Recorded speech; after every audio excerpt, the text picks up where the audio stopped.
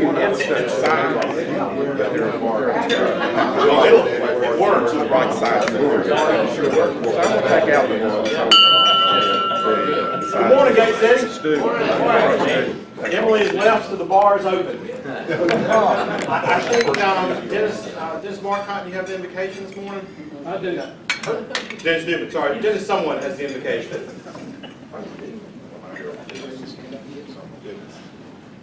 Well, good morning, everyone. Please bow your heads.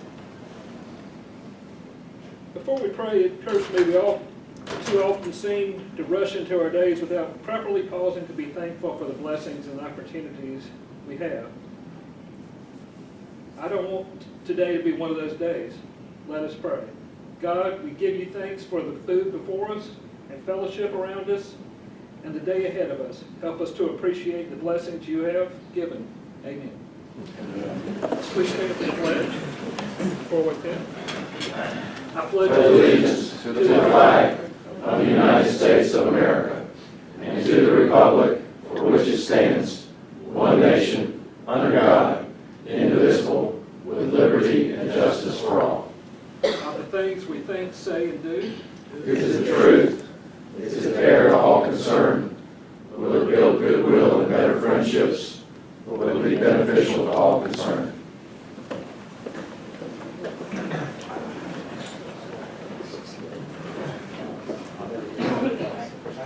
Dennis, did you have a Rotary moment this morning? I guess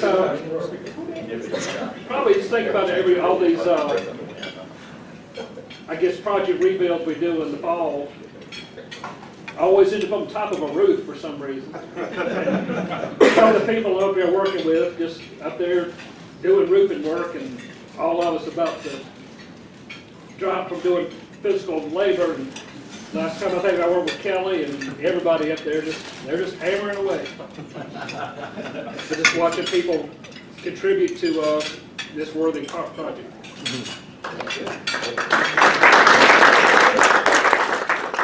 You have a Sergeant Arms report this morning. This is deja vu all over again. This is my first job in Rotary, but we have no visiting Rotarians. There are 38 Gate City Rotarians here. We have 3 guests that I assume are going to get introduced as our speakers. So that's the report. Mike, trying to get rid of that red badge, but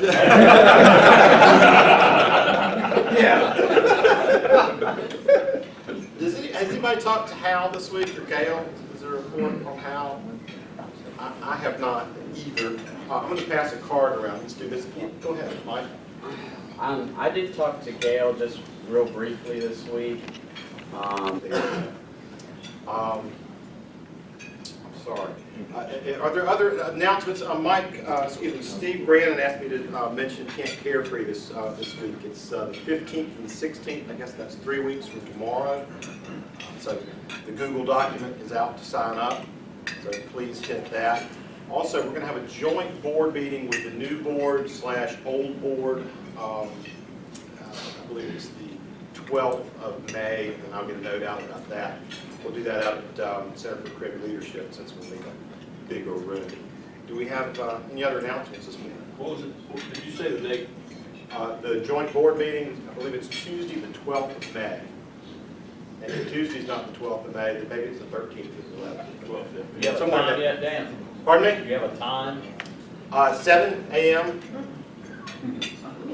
And then we'll have the new board decide what time they want to meet for the rest of the year. 9 o'clock. Nothing else? We got some happy dollars this Do we morning? have happy dollars? Yes, we do. I know of one because I was reading in, I guess, the Triad Business Journal about one of our members. He got quoted, so I hope he remembers that. Doesn't have to pay me $2. So. But not to put pressure on anybody, but Bobby C. Should have done this one last week. Got to go to the Masters. It's been many years, but anyway, had the nice sponsorship that my former banker took me and went to the Breckman House where it all is, and sort of private area. And who's there to greet us and welcome us with Condoleezza Rice in her green jacket? You have a nice day. It's One of the fellows said, "You gonna run for president?" She said, "No, no." But anyway, a lot of fun. Did you do the putting greens? I did. I just, hey, I hear that place is pretty incredible. yes, all of it. You go out there and play. My banker took me to the cleaners.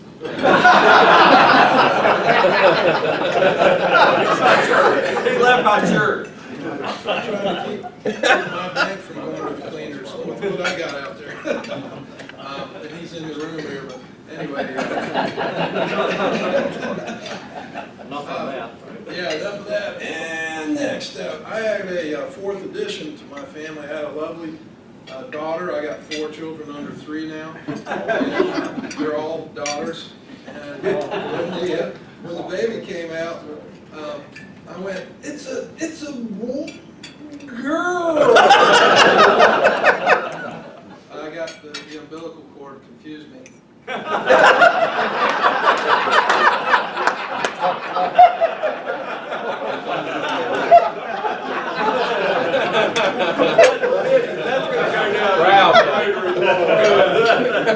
The first thing a macho guy thinks is, he's a stud. You know, it's a girl. Anyhow, one of my buddies said, "Yeah, Mid, you're going to be 63 and have a 13-year-old, 15, and 2 17." Wow.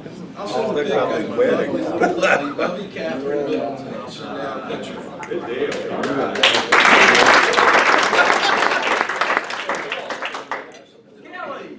I don't know if that was directed. Yes, at me it or not. was you. It was you. Yes, it was. We had a media event last week at the hotel, and all the media outlets were there. A lot of the magazines around the state were there, formally announcing our $30 million renovation to our Sheridan property and our completion of our Holiday Inn property, which y'all have all heard before. So yeah, got quoted a few times. Now, they said you went up to somebody's room and they're talking about the Yeah, people. yeah. There's a couple. We've got some. If you haven't ever come over and seen the suites on the 28th floor at the Sheridan, come over and call me. And I'll take you to lunch and let you see them. They are dynamic.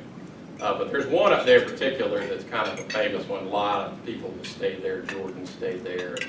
Anyway, one time when the U.S. figure skating event was here last year, or excuse me, the last time it was here, Vera Wang, who is the clothing designer from New York, came in to do all the uniforms and the clothes for the figure skaters, in particular the one guy that, I can't remember his name. Johnny Weir. Thank you very much. So she brought in... knows way too much. You wish you hadn't said that. So she brought literally 10 racks of clothes for him and set them up around the suite, and then asked us if she could hire 3 of our housekeeping people that could be in the room all day, every day they were there, just to iron as they were preparing these things. So it was, to see it was pretty amazing. Anyway, that was what that was. That was worth $20.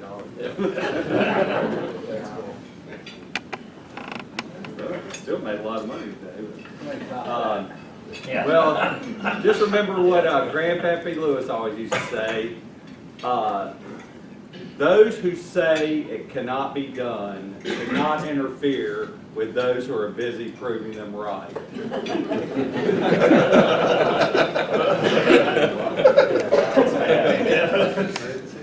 Think about that one.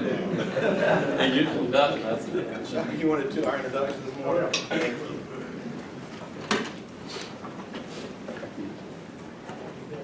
Good morning, Gay City Rotary. Our speaker today is a friend of mine. I got a CD there, but I'm not going to use it. Regina is married to a very good friend of mine, Jerry Clark, who's an organized here in town, and we're above Tar Heels and band for bands. And I don't know if a lady has more energy than Regina does in this city.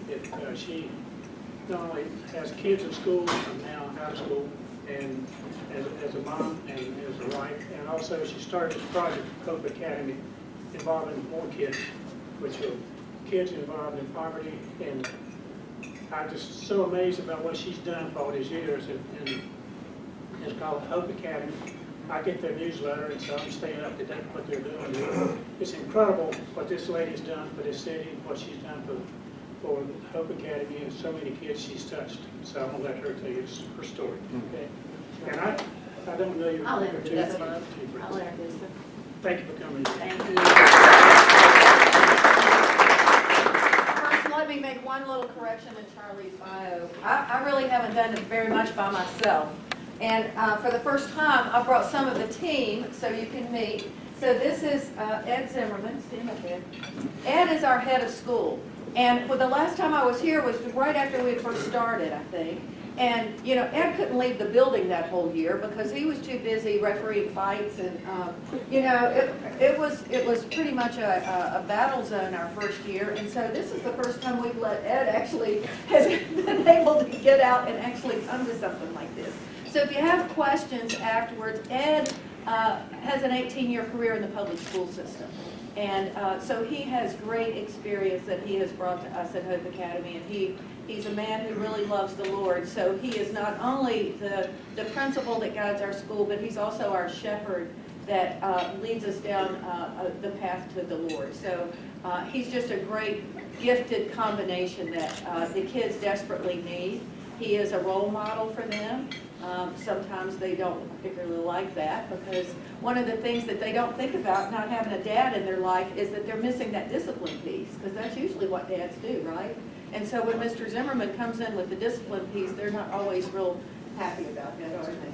But I would invite you to come talk to him afterwards if you have any questions about that. And then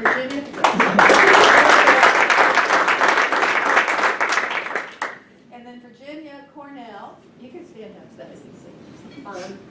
So Virginia is our development director. As we've started and started growing, I was doing a lot of the development the first couple of years, and then it just got to be too much because I can't lead us into the future if I have other jobs to do. So Virginia came on board, and she's wonderful about that, and she has put these on your table. And it's just if you want to get our newsletter that Charlie told you about. So fill it out. It's just a little one-page thing that comes in through email once a month. It takes about 90 seconds, 2 minutes to read. And it's just a story about what's going on. So it'll just help you keep updated on what we're doing at home. Okay. How long do I have? As long as you want, as long as we all go home by 8. That's a dangerous thing to say to me, but here we go. I'm going to go through some of this stuff. I'm so excited to be able to give you an update. So many amazing things are happening, and I'm just really excited to give you an update. So we're just going to launch in, and I'll go through some of the things kind of quickly so we can spend more time on other things. This is us. Here we are, 47 strong now. We ended our first year with 26 students. We're now at 47, still have grades 5, 6, 7, and 8. We are still, just to give you a little reminder, we are private, we're non-denominational, Christ-centered school for children in poverty in the Glenwood neighborhood. That's what we do. We opened in August of 2012, so we are just now finishing up our 3rd year.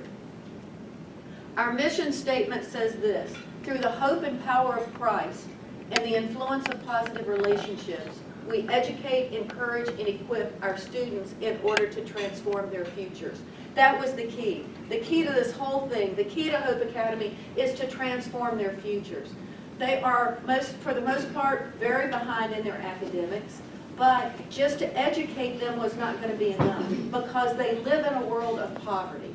And that looks so different than the way you and I live. And some, who was it, Chip, I guess, just said something the first time I was here, and he was going, and you said something about they've never even been to Friendly Shopping Center. And I went, I know. It's an eye-opening experience. They do not live like we live. And so for us to project our life onto their situation is just, you can't equate. You can't equate. And so I'm going to talk a little bit about ways we're trying to help transform their futures. What do we do? What do we do? We're in school 7:30 to 5 every day. So it's really long days. We're in school about 200 days a year. The reason for that is to help catch them up, do all the things we need to do. With that kind of schedule, we have about an extra 500 hours a year with them. So if they're with us for 4 years, that will equate to a whole nother year's worth of time that we get to spend with them within that 4-year period. We have great qualified teachers coming from public and private schools.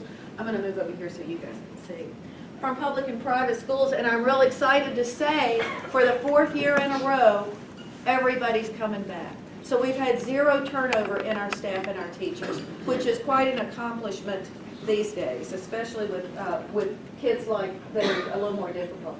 We are serious about making learning fun. When you are working with students who don't like school, have not been successful in school, they come in with a preconceived notion that this is going to be awful and it's going to be boring.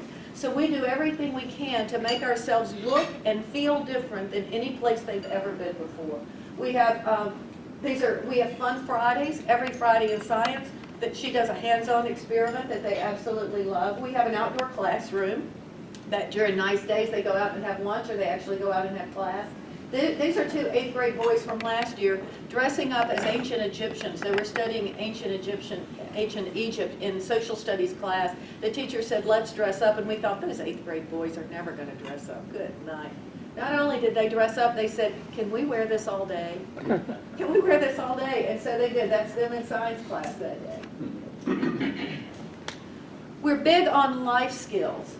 We are trying to prepare them to live in a world outside of poverty, to live in a world of success, but that's not something they've ever seen. When you live in poverty, you live in a little isolated world. So geography is it's almost like it doesn't exist for them. They know Greensboro, they know their neighborhood, but a lot of them have never traveled. They've never been to even the mountains or the beach. And so we have to, the life skills are about showing them how to just have regular things that we take for granted. So this is a group of 3 kids that I took to a banquet last fall at Grandover. Now, why do we do things like that? To teach them how to dress, to teach them how to interact with people. We sat down at the table, and there was more than 1 fork, and so they're sitting there going, Miss Regina, there's a lot of forks here. You know, to teach them how to put a napkin on the lap, to teach them how to do, you know, I took some boys out to lunch last year that was a 6th grader, 7th grader, and 8th grader. They didn't know how to use a knife and fork. You know, so social skills are huge, and that's one of the life skills we try to teach them. Another one is just crafts, how to use a drill. They've never had access to anything like that before. So we're going to talk a lot more about life skills as we go along, because that's one of the pieces they're missing. When you talk to the teachers, if you talk to any of our teachers, they would describe it like this. Our students are like a big block of Swiss cheese. There's just these big gaping holes in their background. And so we are going about trying to fill those holes. We do a lot of enrichment. We have dance class, we have music, we have field trips. They have a robotics class, we have a garden. They learn how to play tennis, learn how to play chess. There's a running club. All kinds of things that we rotate through, again, just to expose them to things they've never been exposed to before. So what makes us different? One of the things that makes us different is what I was just talking about. They've done a lot of research with children in poverty now, because you know, we're coming on generations of poverty in America, and so they've had chance to do research on children in poverty. And there's this lady named Ruby Payne who's done a great job. For 20 years she's been studying and writing about poverty. And what we've learned, and what she says, is that we are dealing with more than academic issues. And so we take a holistic approach to their education. That's why we have the spiritual piece, and that's why we have the life skills piece, and that's why we have the academic piece. And we do that through collaboration. I'm going to talk a little bit about some of our community partners that we have. So when our teacher said it's like gaping holes and it's like Swiss cheese, Ruby Payne actually put names to it for us, for which we were really grateful. So she says when you grow up in poverty, these are the places that you lose, that you don't have enough resources. Physical, language, financial, emotional, cognitive, support systems, and spiritual. So when we started reading her book, we were going, well, you know, we're already doing a lot of that. So what we're doing is kind of going around and making sure that we're addressing all those things that she talks about in her book about poverty, things that kids need. And so I'm just going to talk a little bit about some of our partnerships that we formed and what we're doing in each one of these. So physical is about more than just, it's about more than just PE, but we do offer daily PE classes. We have a relationship with Miller Vision, with Greensboro Audiology. They test their sight and their hearing. So one of the first things you want to do, if a child is having a difficult time reading, first thing you want to do is check their vision. They may not be able to see. And so that's one of the things that we do. The Downtown Y offers swim classes to our students every Friday. So even though they have access to pools, community pools, none of the kids knew how to swim. And so they just all go stand in the shallow end of the pool every summer and just kind of jump up and down. That was all they knew how to do. And so now every Friday they go over, thanks to the Downtown Y, and they're doing swim lessons. And that was one of the first things that started really, we could start seeing their confidence build, because there was a lot of them were terrified of water. Backpack Beginnings, I don't know if all of you are familiar with that, the backpack program in Guilford County. Parker does a great job with that. They send backpacks home with kids who need food over the weekend. When they started to deal with middle schools, which is what we are, we're 5th, 6th, 7th, and 8th grade. When they started dealing with middle school, Parker said we learned that that wasn't enough food for a middle school child, and the families were hungry. And so the kids were taking the food home, and sometimes the family would eat it. So Parker Backpack Beginnings has set up a food pantry at Hope Academy. So every Thursday now, one of our moms, one of our students' moms is in charge of that, and she packs up all the food from the food pantry to send home to the families that needed extra help. So in terms of language, language is a big deal. It's a big deal. Just to get them to speak in a formal register like we do. A lot of times they don't. So we've really thrown the kitchen sink at that part, because that's part of reading. So all of our students have to do presentations to each other. At the beginning of the year, they do a career project. What do you want to be when you grow up? You have to do research on that, and then you have to present your findings, who inspired you, those kind of things. And now that we're into 3 years, we're finding that the students inspire themselves. And so the first year we had a kid who wanted to be a mechanical engineer. And by the end of the year, he had gotten himself into GTCC in Wendover, which is the magnet high school, and working on his goal to be a mechanical engineer. The next year, we had 3 boys that wanted to be mechanical engineers, and when you asked them who inspired them, they said Devondre inspired us, because they had finally seen somebody that was one step ahead of them, that was fulfilling the dream, that could see what they wanted to be and start working on it. We have a daily writing class. The first year we were in school, our language arts teacher just worked part-time, and she came to us at the end of the year and said, I need to go full-time because these students can't write, and I need to teach writing. So now she's full-time. She teaches language arts in the morning and writing in the afternoon. This is one of those things that we learned a great lesson from. At some point I'm going to write down all the lessons that we've learned, but this is one of the great ones. That there's all kinds of unintended blessings that we get that we don't realize that's going to happen when we start. But here's what happened with writing. All the children, all the students got journals. And so in the mornings during homeroom, they could come in and write. And some mornings they would come in and ask to write. Now that they've learned to write, they're using that. And what we started to see, which we had never anticipated, was we started seeing discipline issues start to go down, down, down. And what we discovered was, because they could now write, they had another tool to get out all of that internal turmoil that was going on inside of them without fighting, without being angry, and without some kind of physical manifestation of it. So that was one of the unintended blessings. Now they had a tool that they could get it out that was a positive thing to do. So that was really huge. We do vocabulary. The vocabulary, by the time kids start to kindergarten, our children have heard millions and millions and millions more words than children in poverty. Okay? And so their vocabulary is really lagging. So that's something else that we're working on. The Harvard Graduate School of Education started to see that even students coming to Harvard did not have great vocabulary. So they set up a curriculum of vocabulary that goes up through, that goes to middle school and on up. And that's what we're using for vocabulary. We do have a speaker series.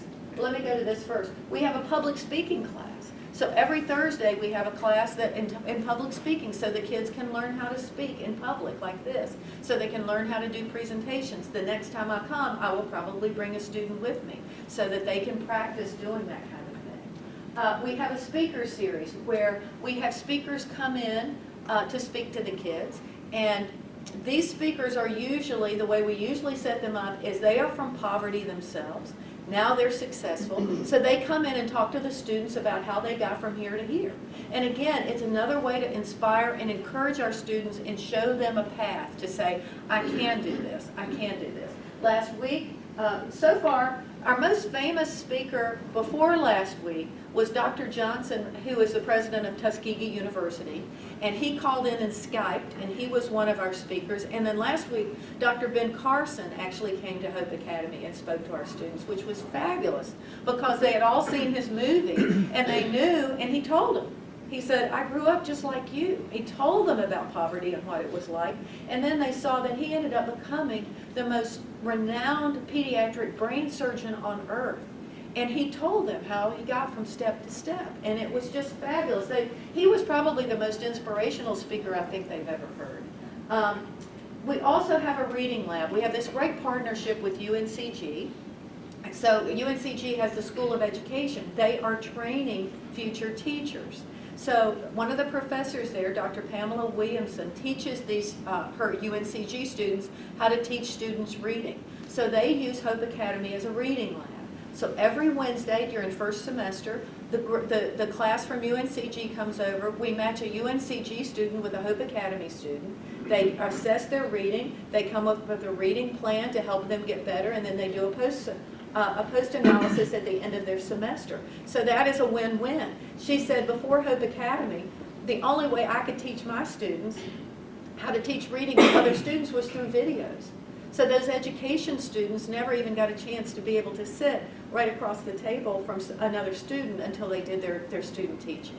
So those are the ways that we're addressing the language issue. Financial, and this has been one of the most fun. We have a school economy. If you get our newsletter, you already know about that because I just wrote a newsletter about it because it was so hilarious. So every student had to fill out an application, had to get outside references, and they had to apply for jobs. We had several jobs at school that needed to be done. And then they have a job, they get paid for that job, and they have to rent their desk. And so their paycheck doesn't quite cover the rent for their desk. And so they have to do other things to get more money. So they get bonus money. You get 100 on a quiz, you'll automatically get bonus money. If you do something special, you get bonus money. But you can also get fined. One of the ways that this is helping is if you're a discipline issue in class, you know what? You get fined. That may cost you $50. Ed was talking yesterday and he said the biggest fine is for lying. If you're caught lying, it's a $500 fine. So they're learning about the economy through this classroom economy. We're trying to make it real life so they can understand about how it works. One of the first things that we saw, if they come to school without their supplies, then they have to go to the school store and buy their supplies. The first year, if they came without a pencil, we'd give them the pencil. Oh, they lost their pencil. Well, forget that. You know, they're going through pencils like nobody's business. So now they have to buy them. So the first thing that started to happen when they set up this economy was they set up a black market. What they do is they got Takis. Takis is one of their favorite little snacks. The kids would bring stuff like that home from home and start selling it in homeroom. And so they were making extra money bringing stuff from home. The other thing that you can always tell the entrepreneurs from the non-entrepreneurs, because they started to see that I can rent my desk, but I can also buy my desk. If I save my paycheck for like 3 months, I can buy my desk, and then I don't have to pay rent anymore. And then they started to go, could I buy that desk over there? Could I buy that desk over there? You know, so it's been very interesting to watch their personalities come out through this economy. At the end of every semester, we have a big auction, and we have really great things people donate to us. Like we've had bicycles, we have a lot of relational gifts. They love, and we have games and sporting equipment, that kind of thing. But they love the relational gifts. So every teacher and every staff person will say, you can bid on this. And so because I can, Jerry and I said, we'll take 2 kids to a Carolina basketball game. So that was a bid item that this one girl had just saved and saved and saved for. But the most popular one was Miss Stanley, our math teacher. She said, I'll take 2 kids to Walmart with me because I've got to go shopping one afternoon. They were bidding on that like it was a pot of gold because they just wanted to go shopping with Miss Stanley. They wanted to go to Walmart with Miss Stanley.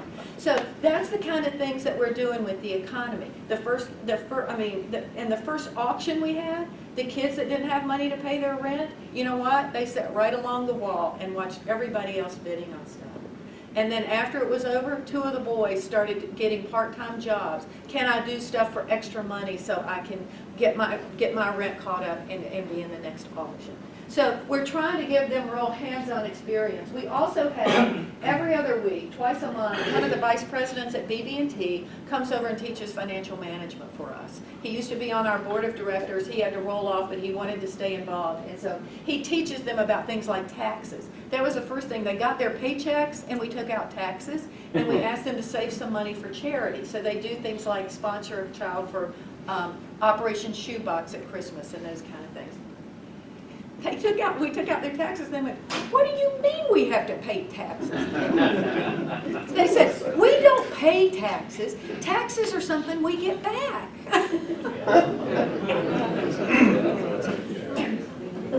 There are a lot of emotional issues that come with children who have had trauma in their lives, and most children who live in poverty have some kind of trauma, whether it's their lights being turned off, or whether it's not having water, or whether their mother's gone to jail and they've had to live with relatives, or whatever that is. It's a real issue with these particular kids. When you look at our logo, it says educate, encourage, and equip. That's just part of who we are, is to encourage. So we try to speak real life-giving words over them all the time. Life lesson on choices, you know, Mr. Zimmerman invented that. He wants them to know that everything they do is a choice. So when they come in and go, he made me, Mr. Zimmerman goes, he didn't make you do anything. That was your choice. You have a choice how you're going to react. You have a choice. He must have said the word choice 150,000 times our first year of school because they didn't realize that they really had control over their emotions. They didn't realize that they really had control over their actions. They were always blaming somebody else for the control over their emotions and their actions. So that was a huge, huge learning thing. Family time, this is another unintended blessing that we have. We've broken the school into 4 families. And within each family is a student from every grade level and a student of different skin colors. So we have all different shades from white all the way to black, all the shades of brown in between in our school. And we mix it all together in our families, and then every Wednesday they have lunch together. If we go on field trips, we go in families. What that's done, which we didn't realize was going to happen, but has been wonderful. What's happened with that is because they're in families together, they've started to understand things like that inside, they're just the same.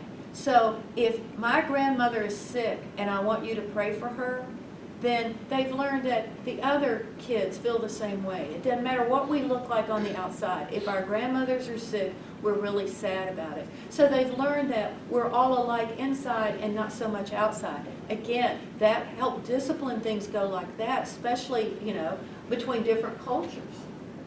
Greensboro Pregnancy Care Center comes and teaches a class for us every week. They teach a class on relationships. They teach a class on sexuality. And we need that because in the culture that these kids come from, most of them don't have intact families. And so we teach about what marriage looks like and how you have those kind of relationships and what good families look like and all that kind of thing. And that's been really wonderful. Peak Adventure Ministries, there they are. What Peak Adventure Ministries does, they come in and they teach a leadership class for us 3 times a week.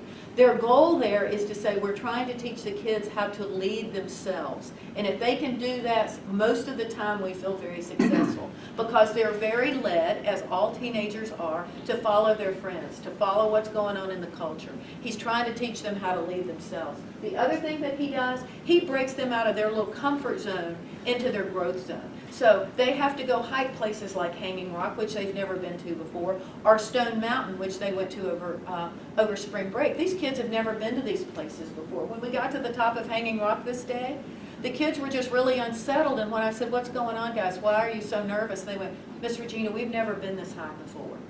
We've never been this high before. They went to Stone Mountain over spring break, And if you've ever been to Stone Mountain, there's those, 800 steps that go up the side. And the kids were standing there, especially one of the girls, and she went, there's no way, I'm never doing that. But she ended up doing it. And when they asked what lesson she learned, was to take the next step. Take the next step. It took her 800 steps. It took her a long time to get up there. But she broke out of her comfort zone into her growth zone so she can start to see that she can do things she didn't think she could do. Cognitive, there's Mr. Zimmerman right there on the... Cognitive impairment happens a lot of times when you're in poverty. They've done research that shows that for all the trauma that you experience before 18, it can really hinder the way you think. So we add all these things in for cognitive development. The career projects that I was telling you about where you choose what you want to be, Fun Fridays for Science, extended days are 3:30 to 5 o'clock time. Brain Skills is it's a computer program that goes in and helps children with cognitive skills through little games, and then the science fair. Support systems. Children in poverty have few support systems. They don't know where to go if they need something. And so we try to offer that to them and also as their families. There's no staff turnover. That's been huge. So our middle school students have had the same math teacher. This is Miss Stanley right here greeting a student in the morning. That's the one who wanted to go to Walmart with. But we've had no staff turnover, so they've had the same math teacher 6th, 7th, and 8th grade. They've had the same science teacher. They've had the same language arts teacher. And so that's been really great because it gives them some stability. We have over 120 volunteers each week that comes in to help with our extended day program, and we also have a kindergarten through 4th grade tutoring program. And we have zero tolerance for bullying and that kind of thing. Spiritual, we're kind of a spiritual immersion actually. If you come to the school, and we'd invite any of you who want to come and tour, just let Virginia know. We'd love for you to come visit the kids, visit the classrooms, and you'll see the first thing you see when you walk up the steps, the fruit of the Spirit's painted right on the front of the steps. We have scripture all over the schools because we wanted the students, it's beside every door, and so we wanted the students to be blessed going in and coming out. And so we have a daily Bible study, we have a choir, and we try to model it with staff. What makes it work? Well, parent buy-in. We try really hard to have parent buy-in. Tuition, we do ask for them to pay tuition. I've told you about that before. That's an actual tuition payment, right? We look at their income tax return, we look at their number of dependents, and then it's a sliding scale. It costs us about $12,000 a year to educate these students because we are a real private school, and they pay anywhere from $10 to maybe $30 a month for their part of their tuition. We ask them to provide transportation. We live in the neighborhood, so maybe half walk or ride their bikes to school. And then the thing that's really started to take hold is our moms are beginning to see the lives of their students change. So this mom right here came to us at the end of last year and she said, I want to volunteer to be part of your commencement service next year when my son graduates because I want everyone to know how his life has changed being here. So that's really helping with a lot of parent buy-in as well.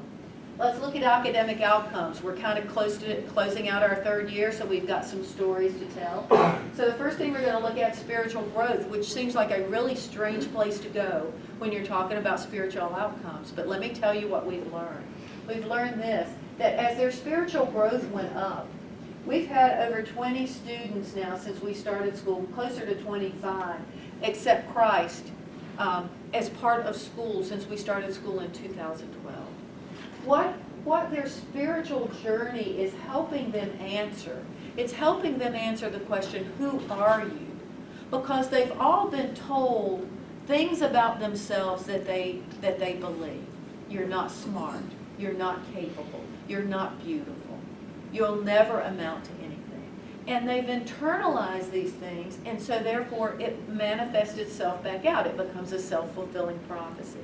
So what we teach them is, we teach them who God says they are.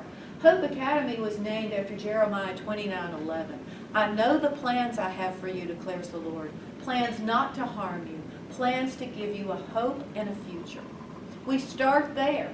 God has a plan for you. You are fearfully and wonderfully made. You are not a mistake. You are valuable. You have things that God has put you on earth to fulfill what He has put you here to do. And it's going to be great. It's a great thing. He doesn't make junk. So once that starts to happen, once they start to maybe internalize some of that and get rid of the negative language that's been spoken over them, what we see happening is this. And this is a period of months. So this is, if you put it on a timeline, the next thing that we started to see was an improvement in their attitudes. As they start to believe more about themselves, better about themselves, then their attitudes start changing. So here's things that we looked at our first year. We looked at self-confidence, we looked at their attitude, and we looked at their work ethic. This first graph is what it looked like in August when we first started.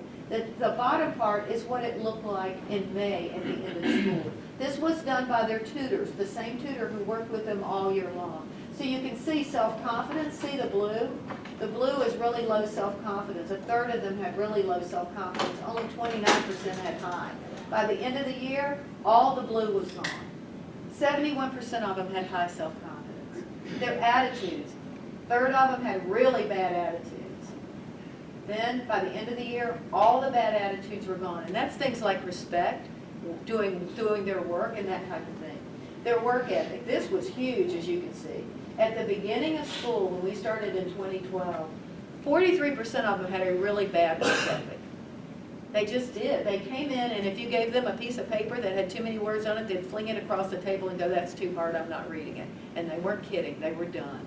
And so that kind of thing totally changed. By the end of the year, all of that changed. So what started happening as their spiritual life took off, their attitudes started taking off, and then what started coming behind that was the academic growth. And so, we kind of went into it thinking, okay, well, we're going to impact this. Well, you know what?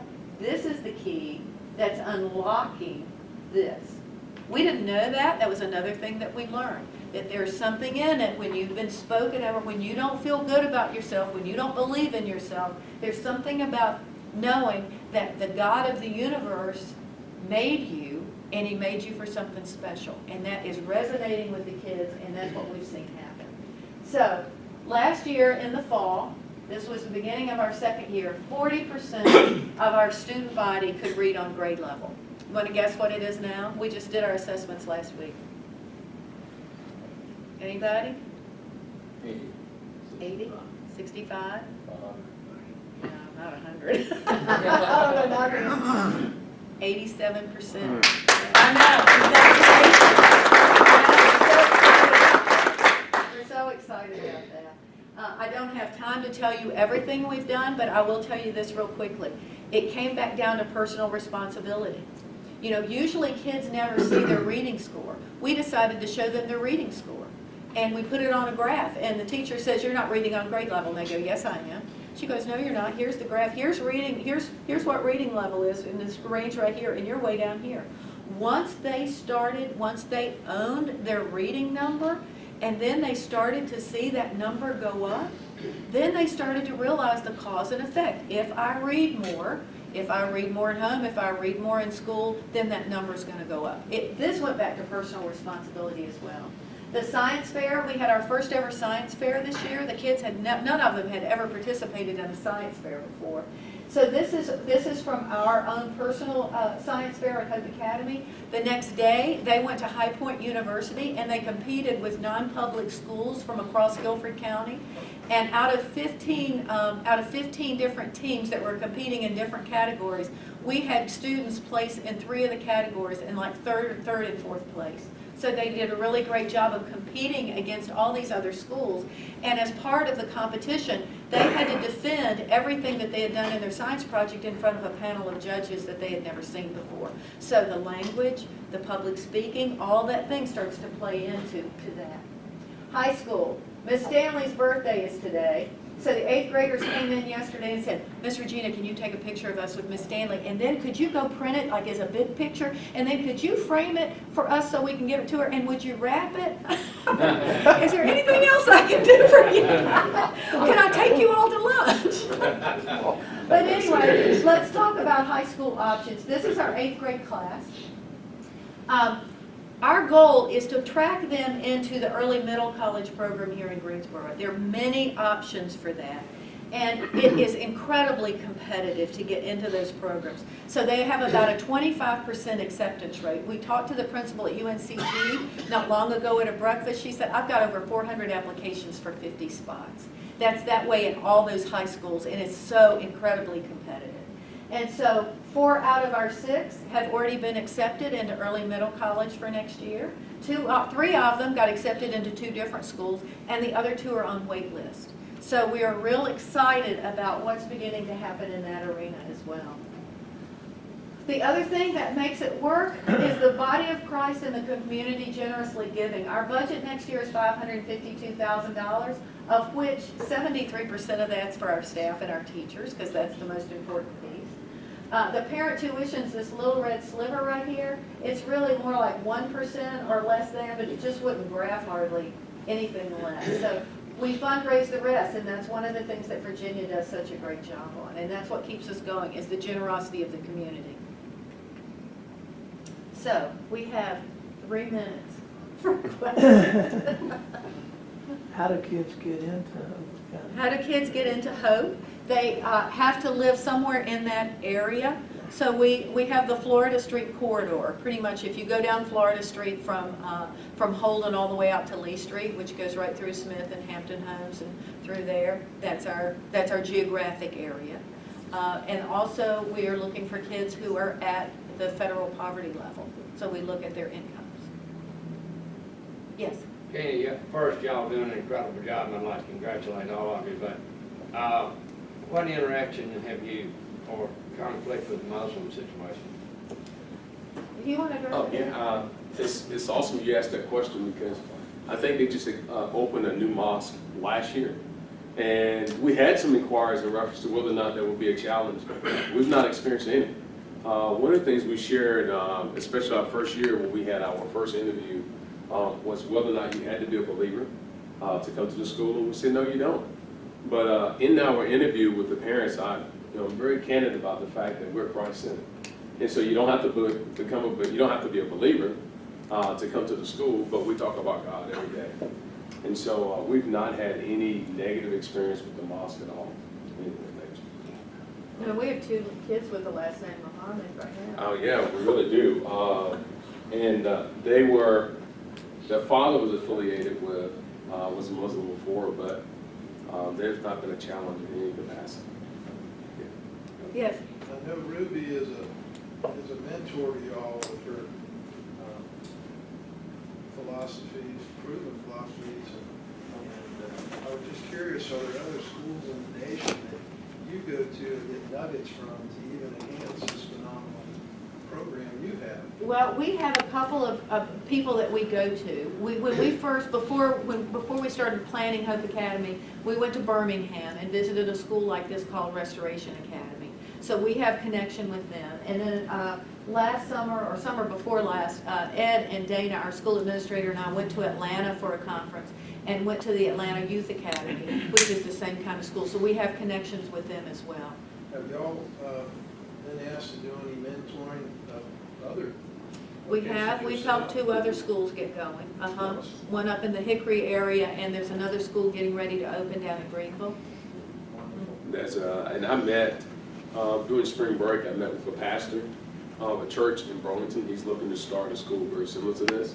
And he said, well, what would be your recommendation? I said, I can always tell you what not to do. Yeah. I can tell you that. You can lie to that's our best teacher. Don't do that. Really oh, gosh, don't do that. But we're excited. I shared with him, they have a tutoring program, very similar to the tutoring program from Grace that helped launch the school. And so I told him, I said, start with that population. I said, so right now you can use the same type of assessment tools that we're using to assess the students, have conversations with the parents, and he's going to start in 6th grade. I said, just have 1 class in 6th grade, and then now you will add the next year, and then move from there. And so they're moving in that process, and they're going to actually come and visit the school in the next couple of weeks.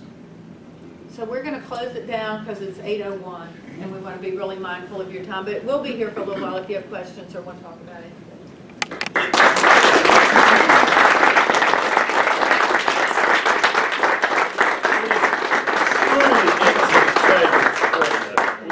And we look forward to you guys being back next year and hearing where the kids go from here. So thank you. But we do have a task. We have some illegal gambling that we need you to get some of your black market. So help us with. Black.